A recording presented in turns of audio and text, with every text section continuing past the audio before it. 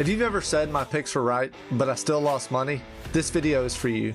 Because winning at MLB DFS has nothing to do with predicting what happens and everything to do with how you build your lineups. Most MLB DFS players understand baseball. They know matchups, bullpens, weather, impact of which stadium the game's in. That's not the problem.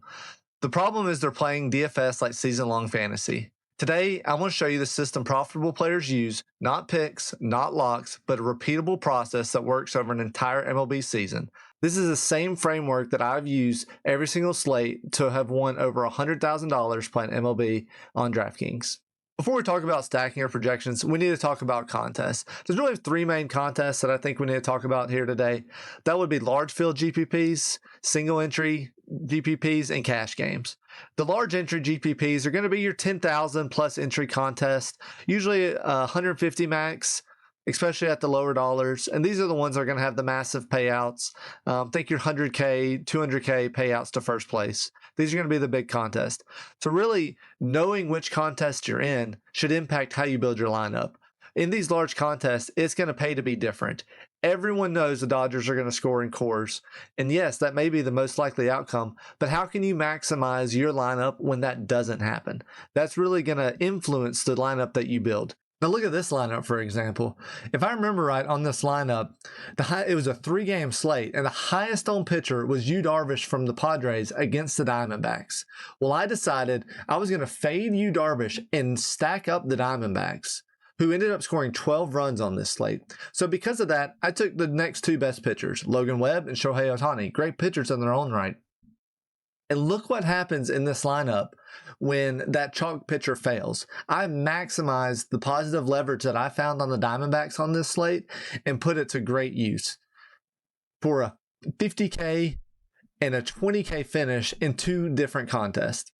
In some of these single entry contests, often they can still be anywhere from 1,000 to maybe 5,000 players, but the single entry aspect of it, people get scared to get different. It's okay to get different and still kind of target those leverage spots, but you don't have to be different in every aspect. So take a look at this lineup, for example. I went with 2 pretty high owned pitchers and probably pretty expensive pitchers, if I remember right. Garrett Cole at 80% and Yu Darvish at 43% owned. And Garrett Cole didn't even do that well. But because I knew this lineup had expensive high-owned pitchers, I really had to target a low-owned stack that had the potential to score a lot of runs while being under-owned. As you can see, I went with the White Sox, who scored 16 runs on this night. And yeah, some of the pieces were high-owned, Yermin Mercedes or Tim Anderson. But look down in the outfield. I also added Danny Mendick at 4% owned, and he hit a grand slam this night. So really targeting those teams allows opportunity to maybe find some lower owned players or lower projected or lower salary players that still have opportunity for high outcomes. And look, even one of my one-offs, I even mixed in an Austin Riley at 1%, a great hitter in his own right. And at 1%, his solo home run really put me over the top in this lineup for a 10,000 first place finish. That's something I've really noticed over the years playing single entry is people are scared to get different, and it's okay to still get different because these, while they may be single entry, these contests can still have a significant number of entries. So you might not need to go crazy in every lineup spot, but maximizing leverage in a few spots really can lead to a higher payout and a higher ROI in the long run. And the last one would be the cash game. So that's what everyone knows. Typically as your double ups or your head to heads, these are strictly value and optimizing for the highest likely outcome. You do not care about ownership.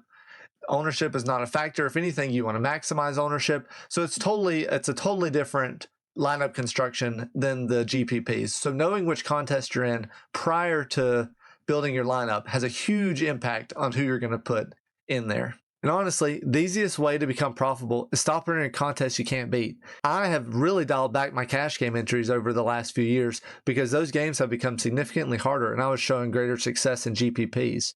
If you're finding there's a certain style that doesn't work for you, quit playing it. Maximize your bankroll in the contest that you feel like you have the greatest edge. Okay, now when it comes to baseball, the biggest thing we got to talk about when building your lineup is stacking. Stacking is non-negotiable. You're not building a lineup, you're building a bet on a single game environment. So what that means with respect to baseball is you can have up to 5 players from the same team in your lineup. The reason this is such an important strategy in MLB DFS is you don't have to predict 8 different teams or 8 different single players that are going to hit a home run. But what you can do instead is really target one specific game, or maybe 2 specific games if you're going with a 5-3 stacking or a 4-4 stacking construction. In those few games, you can really hit the upside if one of those teams go off. So stacking is really important because it reduces the number of things you have to get right. If I'm sitting here trying to predict 8 different single players that are going to hit a home run or score double digits, that's nearly impossible. You might as well just go make a home run parlay and have your luck at the sports book.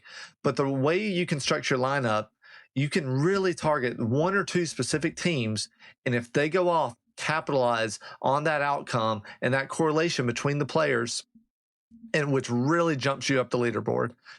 Just think, if a leadoff hitter gets walked, the second hitter gets up and hits a single, and all of a sudden the 3-hole hitter comes up and hits a 3-run homer, you get the home run, the 3 RBIs from the guy that hit the home run, a run scored, and a run scored from your first 2 players.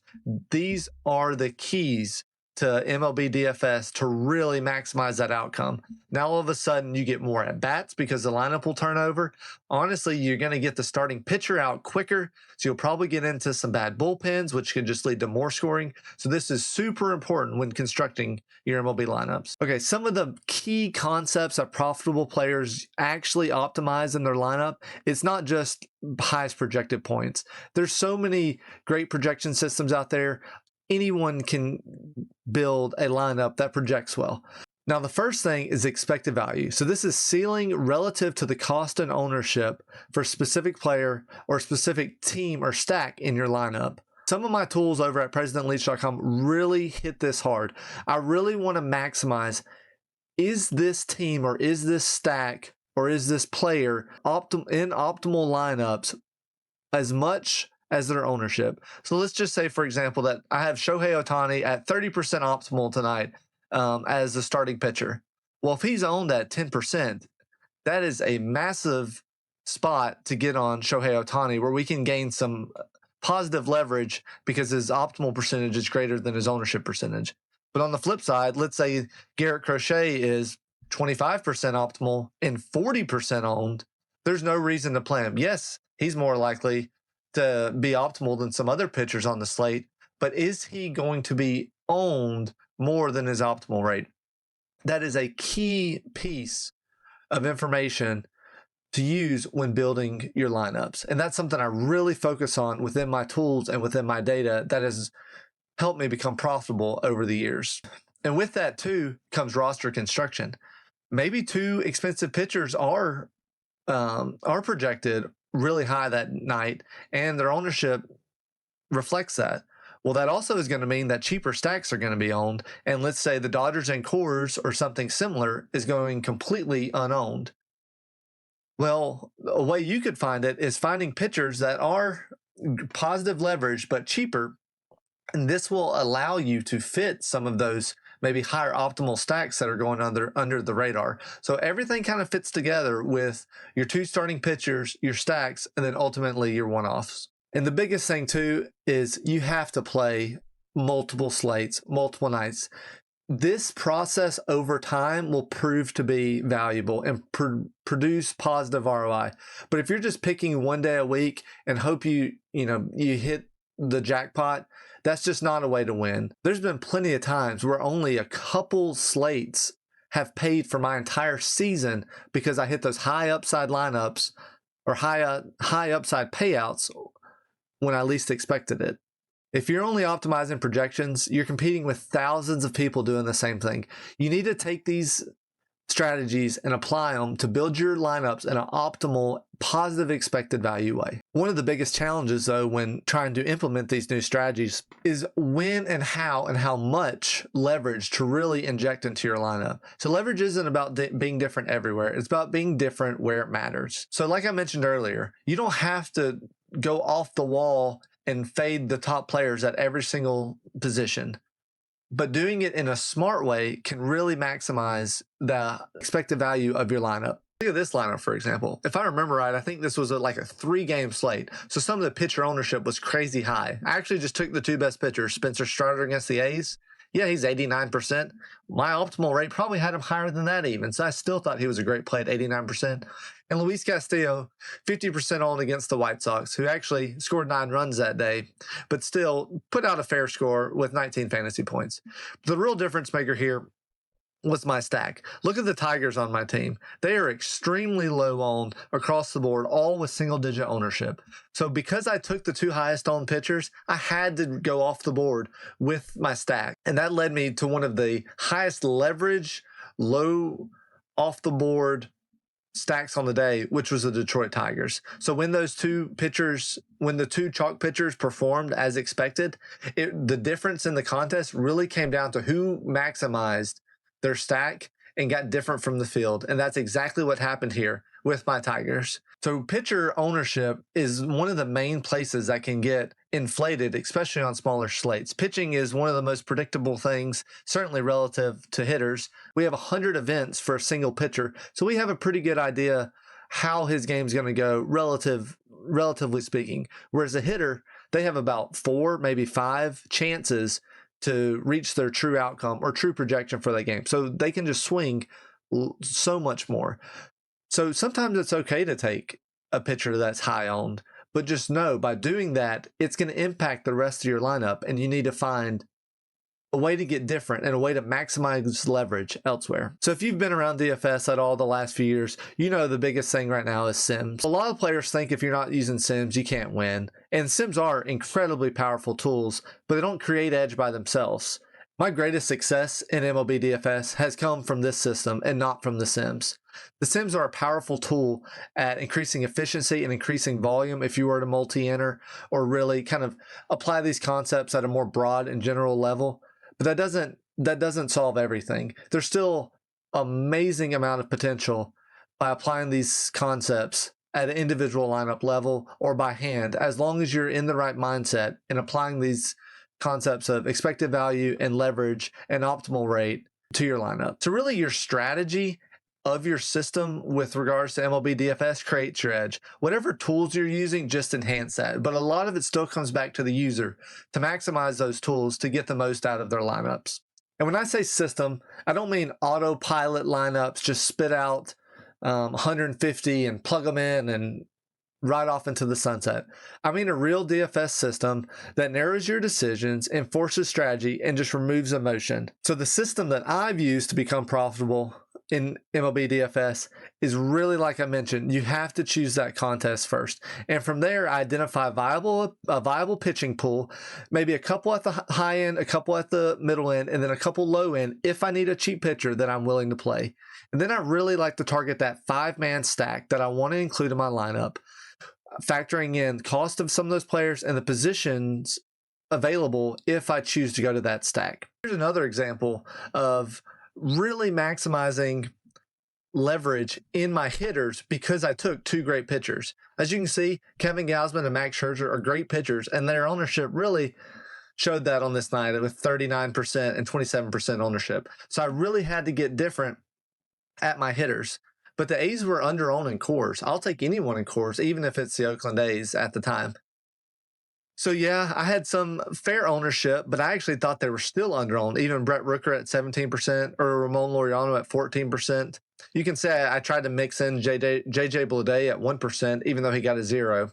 But here in this instance, I actually played a 5-2-1 stack. And the second stack I took was an unowned Royals against Minnesota. I was able to take their top 2 hitters, Miguel Garcia and Bobby Witt Jr., at 1% and 2% ownership, respectively. And they really catapulted this lineup to the top of the leaderboard for another first place finish. And the way I have my tool set up really helps you see that with the way I have the positive and negative leverage. So really this is just the optimal percentage minus the ownership percentage. So by doing this, you're able to see, am I playing too many negative leverage players? If so, maybe it's time to get off that chalky pitcher and really go off the board to the highest leverage pitcher. If my stack is positively leveraged, then maybe I'm in a good spot to stick with the chalky pitcher because I've already given up a lot of projection while reducing ownership in choosing that stack. So there's no problem committing to the higher owned pitcher in this instance, really trying to maximize those raw point potential that we talked about earlier. So every slate becomes the same question. How do I allocate risk today? How do I build my lineup to maximize the contest I'm in? What is the most positive expected value decision I can make for each one of these lineup spots in this contest I'm at, depending on the slate specifics? So stick around, because in the next few videos, I'm going to break this down step by step. While most players lose money, how to approach cash versus GPP, and how data and tools fit in without overcomplicating things. Because at the end of the day, these concepts aren't overly complicated. You can apply small changes to your lineup each and every day to maximize your ROI over the course of the entire season. Now, I will say, if you want help implementing this process faster, I've built tools that automate the boring part so you can focus on decision making. Maybe you don't know what the optimal rate is for a specific pitcher on the day. Well, I took care of that for you, and I went ahead and compared that to their ownership so you can see right away who is positively and negatively leveraged on a specific slate. But even if you don't use my tools, subscribe if you want more DFS strategy concepts like this, because I'm here to make you a profitable player, not a guesser.